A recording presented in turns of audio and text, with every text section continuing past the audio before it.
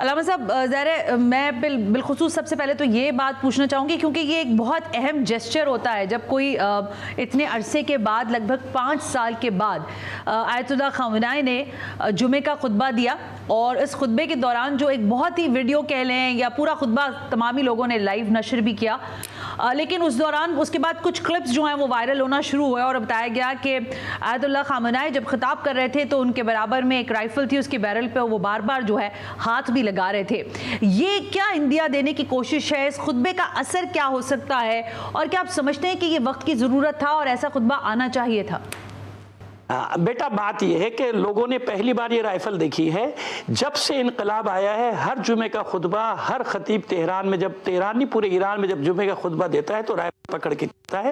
آپ ابھی یوٹیوب پہ سرچ کریں 1985 کا جس میں بلاسٹ ہوا تھا، اور اس وقت آغا خامنہئی صدر تھے، ایران کے صدر جمہوریہ تھے، جب خطبہ دے رہے تھے تو اس وقت رائفل ہاتھ میں تھی۔ یہ ایک علامت ہوتی ہے کہ جمعے کا جو خطبہ ہے وہ باطل سے ایک معرکہ آرائی کی علامت ہے، کیونکہ اس میں پورے قوم کو ایک میسج دیا جاتا ہے۔ اور جب سے انقلاب آیا ہے اس وقت سے یہ ہے، اور فتویٰ بھی ہے امام خمینی کا کہ جب جمعے کا خطبہ دے تو اس کے ہاتھ میں، امام جمعہ کے ہاتھ پہ کوئی نہ کوئی تلوار یا عصا یا نیزہ یا آج کا ہتھیار، کیونکہ بندوق ہے تو بندوق ہونا چاہیے۔ تو یہ پہلی بار نہیں ہوا۔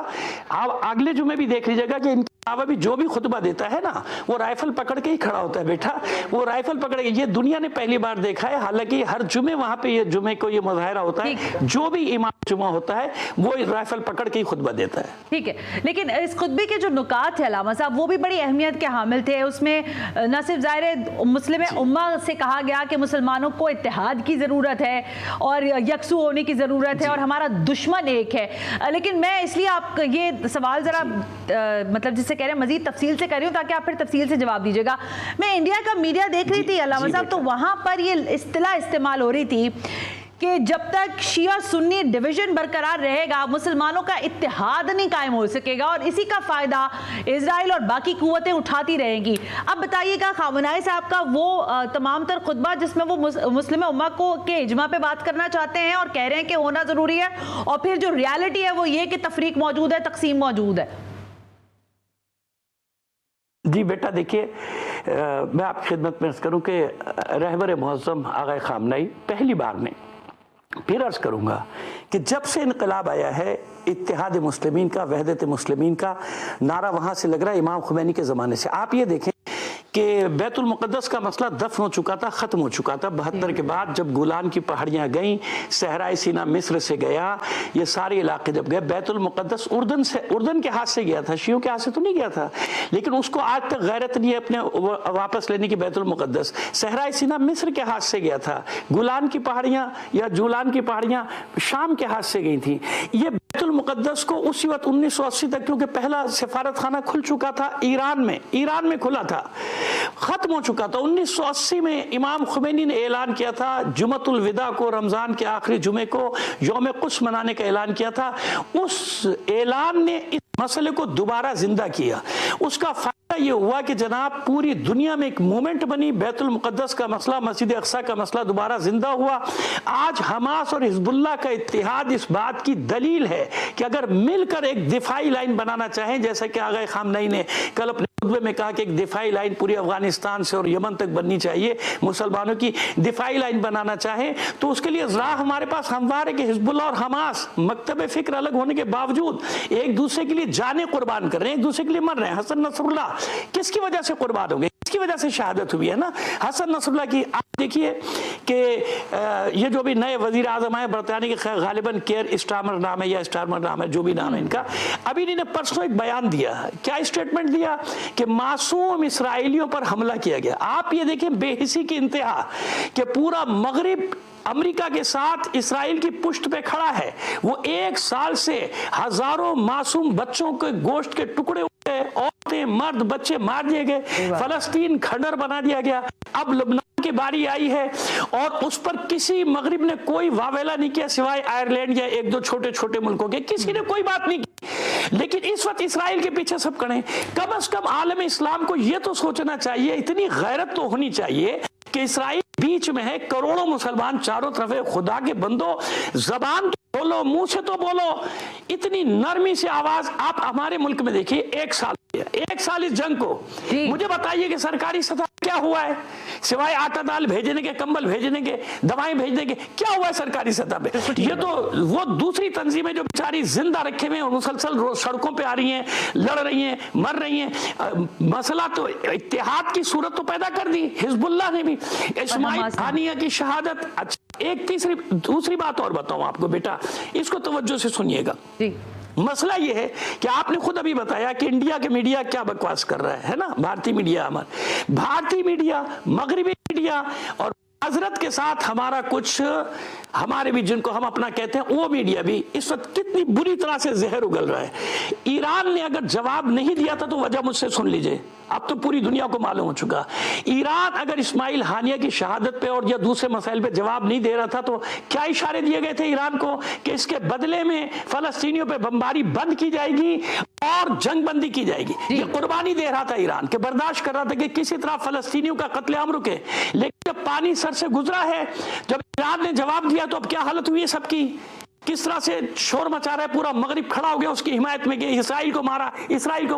ओ बाबा, एक साल से उसने मुसीबत की हुई है, कयामत मचाई हुई। तो ऐसा तो नहीं हो सकता। कम से कम अब जो जवाब दे रहे हैं, हमास है, हिजबुल्लाह है, अंसारुल्लाह है यमन की, जमहूरी इस्लामी ईरान है, कम से कम उसके साथ खड़े तो हो जाओ भाई, मुखालिफत तो ना करो। कितना प्रोपेगेंडा हो रहा है हसन नसरुल्लाह की शहादत पर और रहबर के खिलाफ। तो ये रहबर को तो ये तक कह दिया गया था कि बैंकर में छुपा दिया गया, इसलिए भी रहबर का आना जरूरी था कि वो बताना चाहता था दुनिया को कि रहबर कहते किसे हैं, कहते किसे हैं। ये 70-80 लाख आदमियों का जो कल इज्तिमा हुआ है, ये उस हमले से बड़ा हमला हुआ है इसराइल और अमेरिका पे जो उन्हीं ने मिसाइलों की सूरत में किया था। अहमद साहब, ज़ाहिर दुनिया देख भी रही है, लेकिन इस वक्त जो ईरान का दबदबा है वो बहरहाल बड़ा वाज़ेह हुआ है पूरी दुनिया पर भी, लेकिन इसके नताइज भी ईरान को भुगतने पड़ सकते हैं, क्योंकि जो हम दुनिया भर से खबरें आपके पास भी आई रही होंगी। लेकिन आप क्या समझते हैं कि कुछ तो इक़्तिसादी मामलात हैं, कुछ मुआशी मामलात हैं। ईरान कुछ पिछले कई दहाइयों से हम देख रहे हैं कि पाबंदियों का शिकार भी रहा है। अगर ये मामलात आगे बढ़ते हैं, ये जंग आगे बढ़ती है और मुमकिनात में से है कि इजराइल और अमेरिका की जानिब से कोई बड़ा कदम उठाया जाता है और ईरान पर जिसे कहते हैं वाज़ेह हमला होता है, तो आप क्या समझते हैं कि बाकी दुनिया के जो ममालिक हैं, बिलखुसूस मुस्लिम ममालिक हैं, उनका रवैया क्या होना चाहिए? बेटा देखिए, मैं वक्त कम है, आपको जल्दी बता देता हूँ 2-3 बातें कि देखिए मुस्लिम ममालिक के तो आप छोड़ दीजिए ना, जरा सा माजी में ये पहली जंग अजीम जो हुई थी जिसमें करोड़ों लोग मारे गए थे, उसके नतीजे में सबसे बड़ा जो लॉस हुआ था, लूजर जो थे वो मुसलमान थे, क्योंकि नाम की सही बारालिक भरम था सल्तनत उस्मानिया का, वो ख़त्म हुई थी क्योंकि आयल फील्ड्स पे कब्जे का चक्कर था। उसके बाद से बरतानवी साम्राज्य ने अपने पिट्ठू मुस्लिम दुनिया में बिठाने शुरू किए थे इसी मकसद से। फिर जब सेकेंड वर्ल्ड वार हुई तो उसके भी असल लूजर हम थे, क्योंकि उस सेकेंड वर्ल्ड वार के नतीजे में इसराइल वजूद में आया और इसराइल को इस्लामी दुनिया में खंजर सीने में जैसे भूंका जाता है ना, वो खंजर की सूरत पे हमारे साथ बिठा दिया गया। करोड़ों लोग उस वक्त मारे गए थे। आज भी याद रखिए आप कि इसराइल, नेतन्याहू की तकरीर सुने आप 1 साल पहले की, इसराइल के वजीर आजम की, उसने अपने लोगों से कहा था कि 3 महीने तक बर्दाश्त कर लो, 3 महीने में जंग खत्म हो जाएगी, लेकिन उसका ख्वाब पूरा नहीं हुआ, 1 साल हो गया। अब उसका फायदा इसमें है, चाहे उसके अपने लोग भी मारे जाएं, उसका फायदा सिर्फ इसमें है कि जंग फैले, आगे बढ़े, ताकि मगरबी दुनिया बराह रास्त इन्वॉल्व हो जाए इस जंग में। और वो उसी सूरत में आगे फैलती है कि जब वो ईरान को घसीटता, मैंने पहले भी अर्ज किया कि ईरान वाज़ेह तौर पे कह चुका था कि वो नहीं इस जंग को बढ़ाना चाहता, लेकिन अब उस हद पे आ गए थे ना कि नो रिटर्न, जिसको कहते हैं वापसी का कोई रास्ता नहीं था ईरान के पास।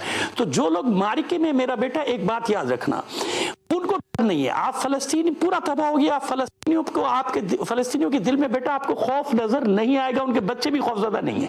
लुबनानी लड़ रहे हैं, हिजबुल्लाह लड़ रही है, तो खौफ नहीं है, यमनियों को खौफ नहीं है, ईरानियों को खौफ नहीं है। क्यों? ईरान 45 साल से भुगत रहा है, जिस तरफ आप इशारा करिए वो भुगत रहा है। इस बाइकाट के नतीजे में, 45 साल के बाइकाट के, इक्तिसादी बाइकाट के नतीजे में ईरान इतनी बड़ी ताकत बन गया कि वो हजारों किलोमीटर दूर मिसाइल बन रहा है। तो वो तैयार है ज़हनी तौर पे, दिली तौर पर। उनकी कौम ने कल ऐलान कर दिया कि वो हर मार्के के लिए तैयार है। डरता वो है जो मार्के में नहीं है। इस्लामी दुनिया के जो ममालिक जिनको आप कहें ये पिट्ठू हैं, जब ये पिट्ठू हैं तो इसलिए इनकी आवाज नहीं निकलेगी। इनको इक्तिसाद की फिक्र है, इनको अपनी अय्याशियों की फिक्र है।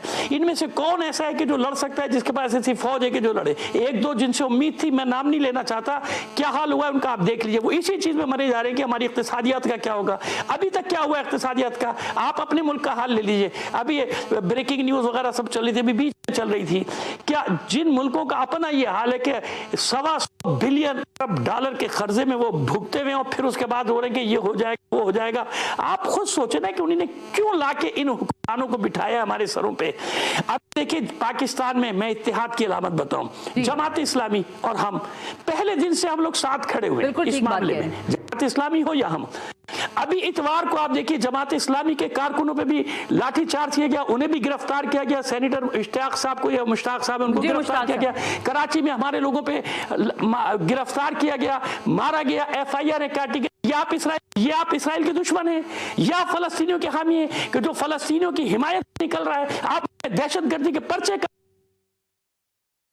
सही बात है, जो अपने आइन की धज्जियां मारे सड़क के ऊपर हुक्मरान 150-200 200 अपने मुकदमात खत्म करने के लिए आइन का बेड़ा गर्क कर रहे हैं। उनको फलस्तीनियों की क्या फिक्र है, उनको अक्सर की क्या फिक्र है? वो तो मगरबी सिफारत खानों के चक्कर लगाते रहते हैं, सज्जे करते रहते हैं कि उन्हें हुक्मरान बना दिया रहते कि उन्हें हुक्मरान बना दिया जाए, डमी हुक्मरान बना दे मगर बना दे। ये हाल है बेटा इस्लामी ममालिक का सारा का। इनसे आप क्या कोई तवक्कुल नहीं। आपके साथ किसी और रोज भी इंशाल्लाह नशिस्त करेंगे। आज के लिए बहुत बहुत शुक्रिया।